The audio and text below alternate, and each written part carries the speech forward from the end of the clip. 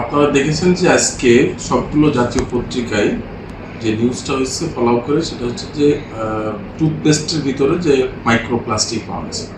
তো সেটার বিষয়ে বেসিক্যালি আমরা রিটটা দায়ের করেছি এবং রিটে আমরা একটা তদন্ত চেয়েছি। আমরা তদন্ত রিপোর্ট 1 মাসের মধ্যে আমরা তদন্ত রিপোর্টটা পেশ করার জন্য বলেছি।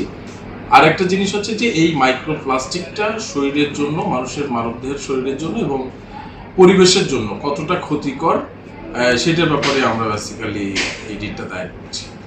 এটা আগামীকালকে হয়তোবা জাস্টিস অনারেবল জাস্টিস খিজির আহমেদ চৌধুরীর কোর্টে শুনানি হওয়ার সম্ভাবনা আছে। আমরা কোর্টে জমা দিয়েছি মেনশন করে। আর বিবাদী করেছেন কাকে?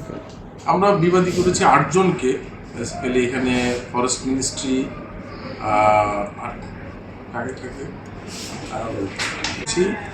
তারপরে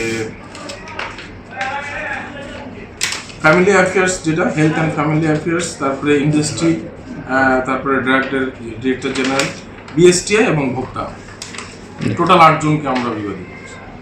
ধন ধন পুষ্প ভরা আমাদেরই বসুন্ধরা। স্যার, আমাদের খেলার মাঠের দেয়াল ভাঙতে এসেছে। এটা আমাদের খেলার মাঠ। আমরা তো এখানে দোকান বানাবো।